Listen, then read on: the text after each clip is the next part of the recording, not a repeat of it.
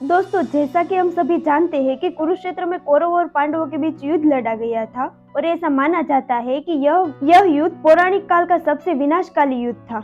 इस युद्ध में करोड़ों योद्धा वीर गति को प्राप्त हुए थे। धर्मग्रंथ महाभारत में वर्णित कथा के अनुसार युद्ध वास्तव में धर्म और अधर्म के बीच लड़ा गया था। अर्थात जो योद्धा पांडवों की ओर से युद्ध में भाग लिए वो धर्म के पक्ष में थे और जिसने कौरवों की ओर से युद्ध में भाग लिया वो अधर्म के पक्ष में थे। कौरवों में सबसे बड़ा दुर्योधन था, जिसके चरित्र को पूरे महाभारत में एक अधर्मी की तरह दर्शाया गया है। परंतु जब हम महाभारत के स्वर्गारोहण पर्व को पढ़ते हैं तो हमें पता चलता है कि मृत्यु के बाद दुर्योधन समेत सभी कौरवों को स्वर्ग में जगह मिली थी। आपके मन में ये सवाल उठ रहा होगा कि आखिर दुर्योधन जैसे अधर्मी को मृत्यु के बाद स्वर्ग में क्यों स्थान मिला। तो मैं आपको बता दूं कि इस सवाल का जवाब भी महाभारत में वर्णित है। महाभारत के स्वर्गारोहण पर्व में वर्णित कथा के अनुसार कुरुक्षेत्र में युद्ध में विजयी होने के पश्चात युधिष्ठिर ने 36 साल तक हस्तिनापुर पर राज किया। इसके पश्चात जब भगवान कृष्ण ने अपना देह त्याग दिया तो युधिष्ठिर समझ गए कि उन लोगों का भी पृथ्वी से जाने का समय आ गया है। उसके बाद युधिष्ठिर ने अभिमन्यु के पुत्र परीक्षित को हस्तिनापुर का राजपाट सौंप दिया और फिर अपने चारों भाइयों और द्रौपदी सहित सशरीर स्वर्ग जाने को प्रस्थान कर गए। इसी क्रम में उन लोगों के साथ एक कुत्ता भी था। फिर पांचों पांडव और द्रौपदी कई तीर्थ होते हुए हिमालय पर्वत पर पहुंचे, जहां भगवान शिव ने उन लोगों को स्वर्ग जाने का मार्ग दिखाया। इस तरह सभी वहां से स्वर्ग की ओर प्रस्थान कर गए। इसी क्रम में सबसे पहले द्रौपदी, फिर नकुल, सहदेव, उसके बाद अर्जुन और फिर भीम एक एक करके नीचे गिर गए। अंत में युधिष्ठिर और उनके साथ साथ रहा कुत्ता सशरीर स्वर्ग के द्वार पर पहुंचा, जहां धर्मराज ने कुत्ते को अंदर जाने से रोक दिया। तब युधिष्ठिर ने धर्मराज से कहा, भगवान, मैं इस कुत्ते के बिना स्वर्ग के अंदर नहीं जा सकता। इसके बाद वह कुत्ता, जो वास्तव में स्वयं धर्मराज ही थे, अपने वास्तविक रूप में आ गए। इसके बाद युधिष्ठिर सशरीर स्वर्ग पहुंचे। स्वर्गलोक में पहुंचकर धर्मराज युधिष्ठिर ने देखा कि दुर्योधन स्वर्गीय शोभा संपन्न हो, तेजस्वी देवताओं तथा पुण्यकर्मा साध्य गणों के साथ एक दिव्य सिंहासन पर बैठे हैं।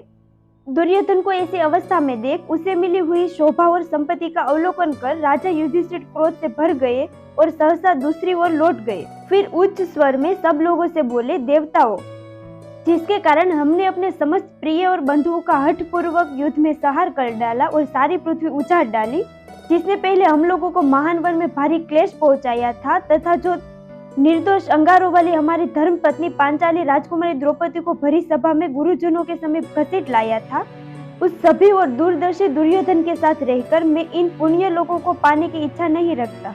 देवगण, मैं दुर्योधन को देखना भी नहीं चाहता। मेरी तो वही जाने की इच्छा है जहाँ मेरे भाई है।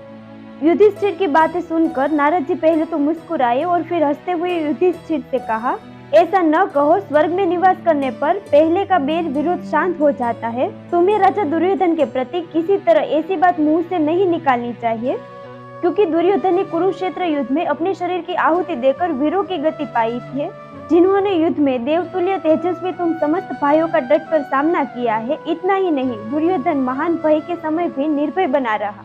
उन्होंने क्षत्रिय धर्म के अनुसार तुम सबसे युद्ध किया, इसलिए वह अधर्म का भागीदार होते हुए भी इस दिव्य लोक में विराजमान है। नारद जी के मुख से इन वचनों को सुनकर युधिष्ठिर का क्रोध शांत हो गया। इसके बाद उन्होंने एक बार फिर देवताओं के सामने अपने भाइयों से मिलने की इच्छा प्रकट की। इसके बाद देवदूत युधिष्ठिर को एक ऐसे लोक में ले गए जहाँ चारों ओर अंधेरा था, गिद्दर और कौवे मंडरा रहे थे, हवाई गंध से भरी हुई थी, चारों तरफ से रुदन का स्वर आ रहा था।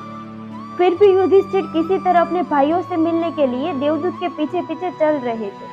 पर जब काफी समय हो गया तो युधिष्ठिर ने देवदूत से कहा, और कितना चलना होगा। यह सुन देवदूत ने कहा, हे पांडुपुत्र, अगर आप वापस जाना चाहे तो चल सकते हैं। तभी युधिष्ठिर को रुदन की स्वर सुनाई दे रही जो उन्हें पुकार रहा था, और अब वो उस आवाज के नजदीक गए तो उन्होंने देखा कि वहां उनके सभी भाई मौजूद थे।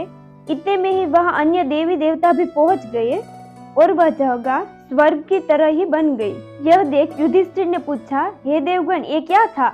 तब देवताओं ने बताया कि आपने अश्वत्थामा के वध के बारे में झूठ फैलाया था, इसलिए आपको कुछ समय के लिए नरक में रखा गया। अब आप स्वर्ग की ओर अपने भाइयों के साथ प्रस्थान करें। उसके बाद पांचों पांडव और द्रौपदी स्वर्ग की ओर चल दिए और फिर वहां पहुंचकर जब भीम ने देखा कि दुर्योधन समेत सभी कौरव वहां पर पहले से मौजूद है तो उन्होंने युधिष्ठिर से पूछा, भैया, दुर्योधन ने आजीवन पाप ही किया, उसने कभी कोई अच्छा काम नहीं किया, फिर इसे स्वर्ग क्यों मिला।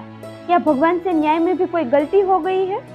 तब राज युधिष्ठिर ने बताया कि अपने पूरे जीवन में दुर्योधन का ध्येय एकदम स्पष्ट था। उसी उद्देश्य की पूर्ति के लिए उसने हर संभव कार्य किया। क्योंकि दुर्योधन को बचपन से ही अच्छे संस्कार नहीं मिले, इसलिए वह सच का साथ नहीं दे पाया।